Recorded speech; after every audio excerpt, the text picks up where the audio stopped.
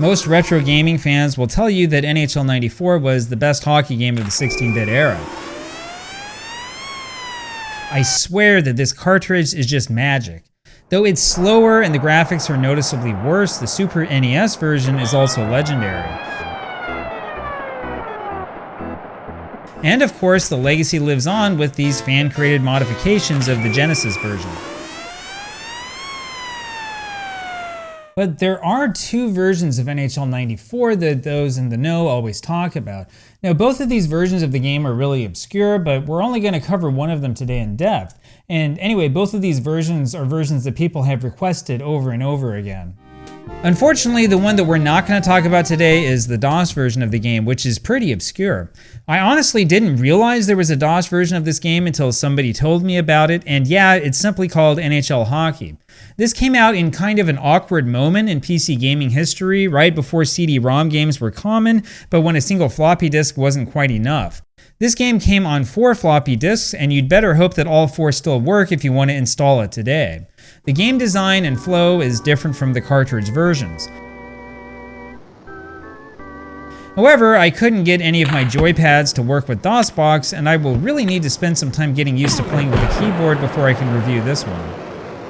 So yeah, don't worry, we have plenty of NHL 94 action yet to come on this channel. In fact, there's probably enough to last several years. Now, the version that we're going to talk about today is a bit more common than that obscure DOS version. We're talking about the Sega CD port of this game, and that's probably the best version of NHL 94 that's out there. I mean, the first thing you notice about this game is that it looks almost exactly the same as the famous Sega Genesis version. The graphics are identical for all intents and purposes. It's really hard to tell one apart from the other.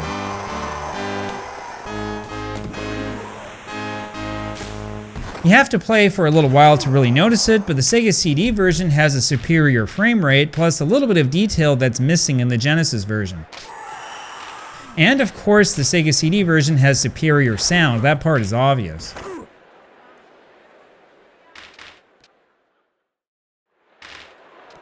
And you can't forget about those great full motion video clips. Yeah, full motion video for when you don't want to watch, like a normal video. You'd rather see like a really poor frame rate because it's on your computer. Well, 1994 was the year of low resolution video clips on CD systems, and NHL 94 was certainly no exception. I mean, to be honest with you, the video quality here is really bad. This reminds me of the video you would get on those Windows 95 demo discs. But we had never really seen anything quite like this before on home consoles.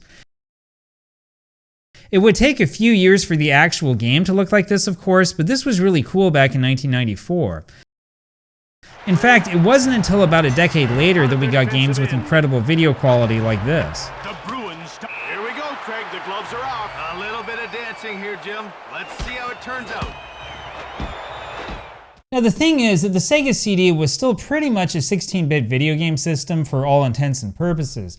I mean, the CD-ROM could play high-quality music, sure, but the system was not really a modern video game system by any stretch of the imagination. This becomes obvious when you look at its hardware. In fact, it's easier to show this to you than to tell you about it.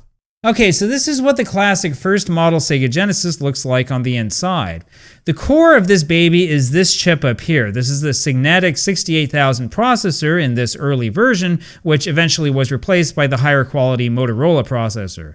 Meanwhile, the graphics went through this video display processor, that's this big chip right here, the 315-5313 chip, which was a Yamaha chip. That chip was an integrated circuit that also shared the sound chips for the system. And if you're interested in these technical details, that chip also allowed the Genesis to process memory operations faster than the Super Nintendo could. This is where that blast processing really comes from. Well, that plus the fact that the Super Nintendo was more complicated for programmers. You see, that 68000 processor was really common and well known by the mid-1990s, and the more experienced programmers were really familiar with it. Okay, now this bad boy here is the inside of the Sega CD. Now this MC6HHC chip on the bottom of the unit is another 68000 processor. This could work in tandem with the Sega Genesis if it was programmed right. My guess is that the NHL 94 game felt smoother on Sega CD, in part because of those two chips working together. However, as this 20-year-old forum post correctly notes, it wasn't really a dual processor system. Rather, the Sega CD could process code on its own, which it would then feed to your television through the Sega Genesis. Now, it's kind of an odd distinction to make, and it's also an indication of the problems that Sega had with the CD add-on.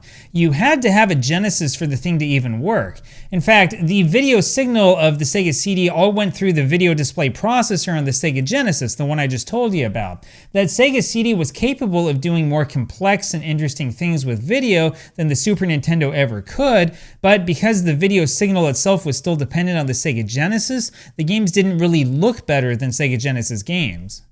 The chip here on the motherboard, this 3155632 chip, is the Sega CD's graphical co-processor. Now, the way that this worked is that the graphical chip on the Sega CD would make modifications to images as it needed to for the games. We're talking about things like sprite scaling and rotation effects, the sort of things that the Super Nintendo was showing off back in those days. The potential for greatness was there, but Sega apparently told its game manufacturers to scale things back for early Sega CD launch titles, which is one of the reasons the system was doomed to failure. Plus, seriously, it really sucks to pay hundreds of dollars for a new system that requires the old system just to hook it up to the television. So the Sega CD is a great example of really well-designed hardware that unfortunately did not really have the end user in mind.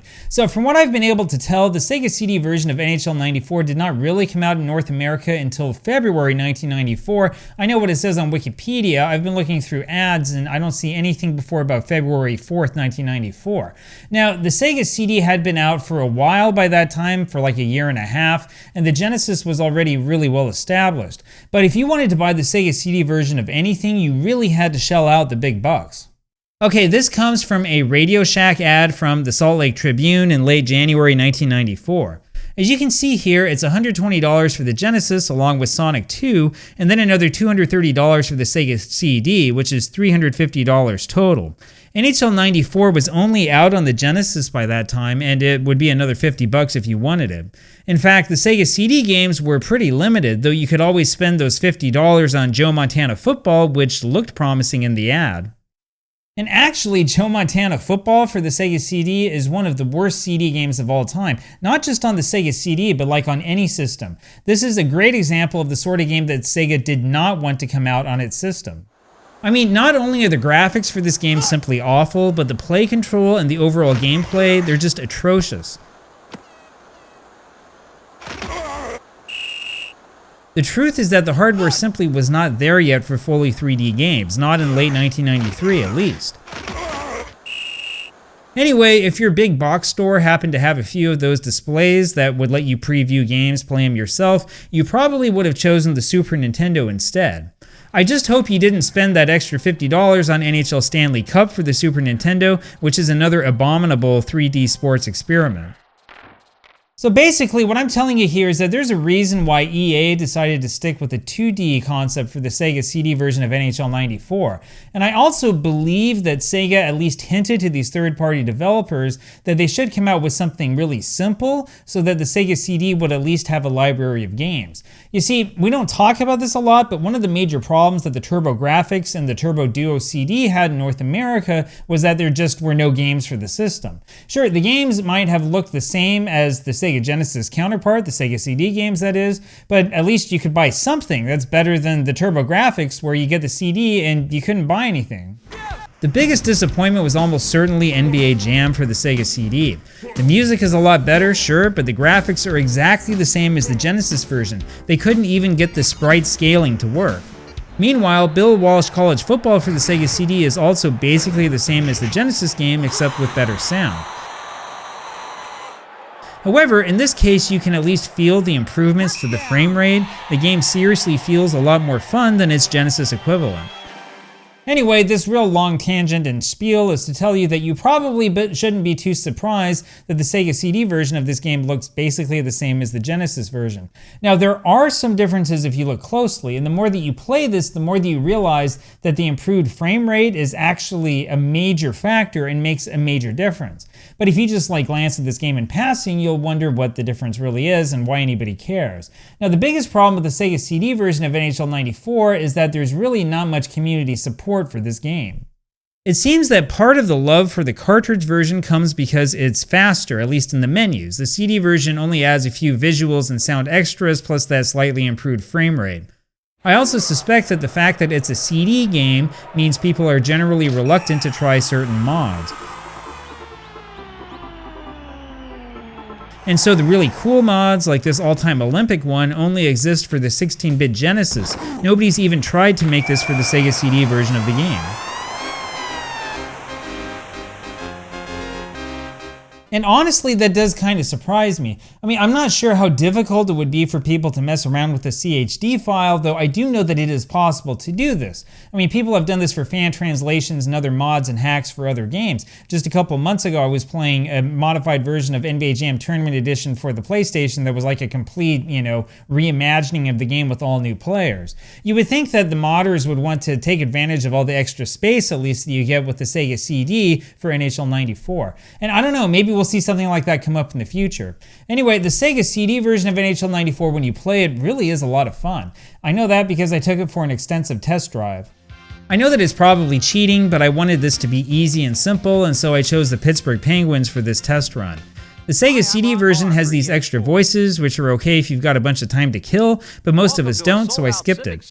Anyway, despite my stupidity and giving up a bunch of penalty shots in the first two games like this one, we did manage to hold on and make it work.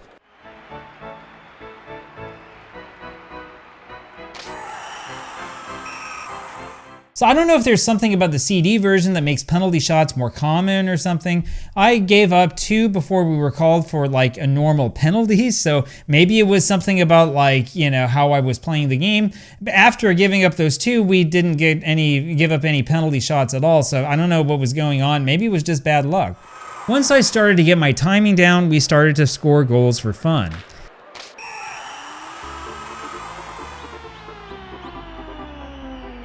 And seriously, these one-timers are easily my favorite part of the game.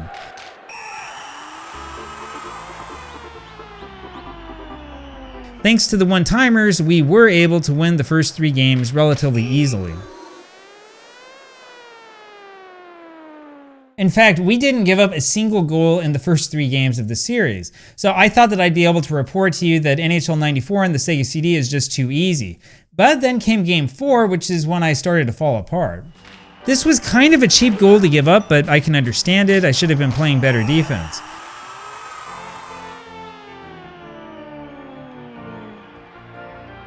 And when we got out to this early 2-1 lead, I thought that we would at least keep the sweep alive. But then I made this awful mistake late in the second period, and the game was tied 2-2.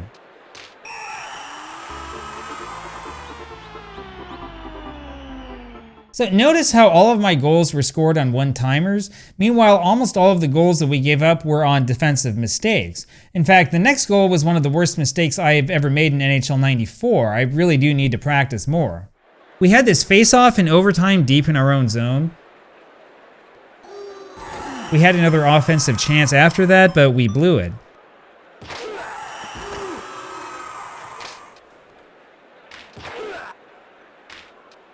And, well, I'm not exactly sure I understand exactly what happened here. Yeah, it was an own goal. I mean, I feel like I'm playing Football Manager again. Anyway, we gave up that own goal in overtime and we lost the game, and now we didn't have a road to a sweep, and that's where I started to get worried. Though we were back home for Game 5, we kept giving up these stupid penalties, probably because I was starting to tilt. We then had some bad luck and gave up a goal on a really nice shot.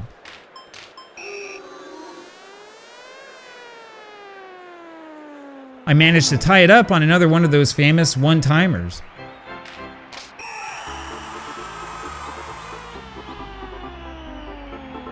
Seriously, after playing this game alongside the earlier NHL games, I do have to wonder whether one-timers were a mistake, like Miyazaki would say. It's kind of fun, yeah, but it's also totally overpowered. My offense basically turned into trying for one-timers over and over again, with an occasional attempt at a wraparound behind the goal to try to keep the defense honest. Maybe that's the reason why I didn't score as many goals as I probably should have. Anyway, in the third period, we managed to blow another golden chance at scoring.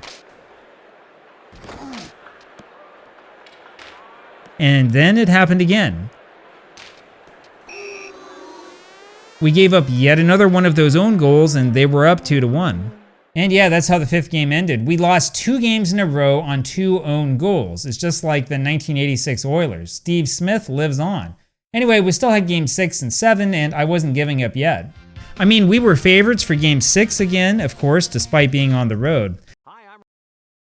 And this time, we were the ones with a little bit of good luck.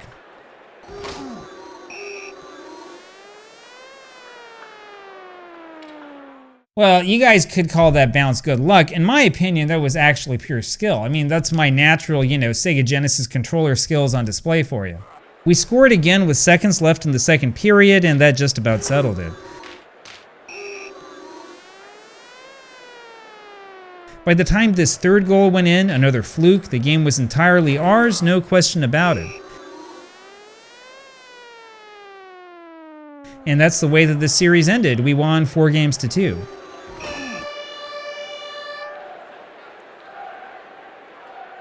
So normally at this point I would give you like the password so you can use your own version of this game and continue my adventure, except the Sega CD version like doesn't give you a password, at least apparently. Maybe it does and I couldn't find it. Anyway, I saved my state so I can go back and play this later at some point in time.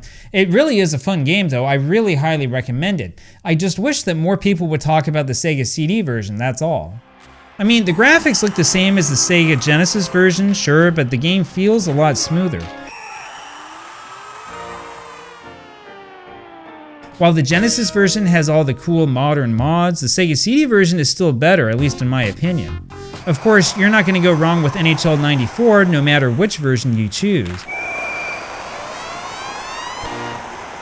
In fact, if you haven't played it yet, the other version you really need to try is the Super Nintendo version.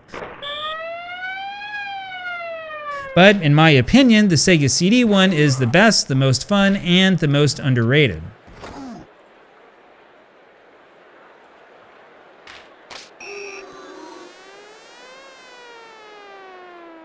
Anyway, I'd love to know what you guys think. I mean, am I overrating the Sega CD version of this game? Or do you agree that most of the modding community and the competitive community should go back and give this one a second look? Let me know down in the comments.